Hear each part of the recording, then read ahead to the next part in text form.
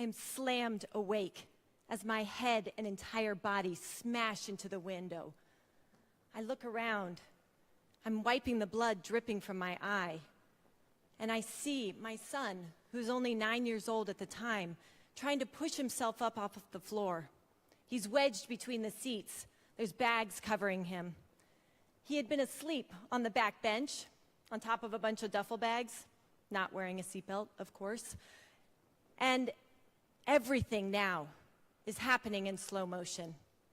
I see water bottles, bags scattered everywhere. I see members of my team checking themselves for injuries while asking each other if they're okay. I look to the front of the van, and I see our driver slumped over the steering wheel, trying to figure out what had just happened. I was leading one of my medical aid trips in Ecuador. And on the long, treacherous journey through the Andes Mountains from Quito to Cuenca, our driver, Freddie, had fallen asleep at the wheel.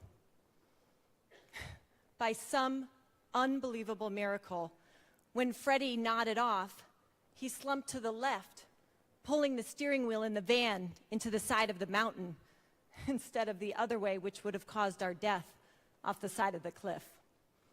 So now what? Besides some minor injuries and a pretty smashed up van and a now flat tire, what now? Chaos happens when your reality is different from your expectations. We all have a different way that we react when chaos hits. If you're curious what yours is, you should come to my session on Wednesday. But truthfully, you guys, us as leaders, in the midst of chaos, when all of it goes wrong, when it's all going down, it's up to us to bring the team back together, to bring our people back together, to help them overcome their fears, maybe believe in us again as the leader. Hey guys, do you want to come get in the van with me again with the same driver? So really, chaos happens when we least expect it. So, what are we going to do about it?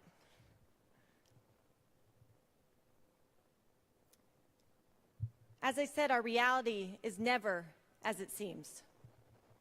So, we get out of the van and we're waiting on the side of the road and we decide to start talking about what is our mission? What are we there to do? Who are the people we were there to serve? And it was amazing after, of course, talking about our life-threatening experience and near-death experience that had just happened, we realize now that we have a purpose. We have a mission. So by the time the van is repaired and we gather all together, and they didn't even skip a beat. They were ready to get back in the van, get on their mission, and we were on our way. I was still a little bit nervous, to be honest, and so I sat next to Freddie in the front seat.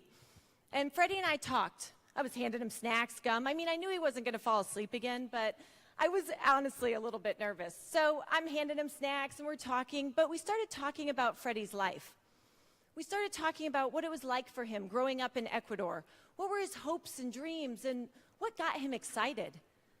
Well, you know what? He kept talking about his family. And it was amazing because as he was talking about his family, honestly, his body posture actually changed.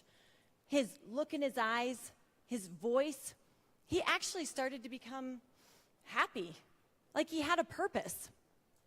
So we arrived in Cuenca that evening, and we're in the parking lot, and Freddie and I started talking, and we're walking back from the parking lot, and he says to me, he says, you know what, Corinne, sometimes when I left this morning, I didn't even really know if I was comfortable or not driving. I didn't really know if I had a purpose. I wouldn't have really even cared if we went off the side of the mountain. I mean, I wouldn't have wanted to kill all of you, but I really didn't think it mattered. I didn't really feel like I had a purpose. But now, all I can imagine is getting home, hugging my new baby, being with my family. And it was amazing because he gave me this huge hug. And he grabbed me by the shoulders and looked in my eyes, and he said something to me that I will never forget. He said, you know what, Corinne? Sometimes our worst days our worst experiences reveal our greatest gifts. And that never has rung truer. I've thought of that every single day because truly, right on the other side of chaos is our greatest accomplishments, our greatest success stories, and sometimes our most beautiful gifts. Truly, sometimes it reveals our purpose. Thank you.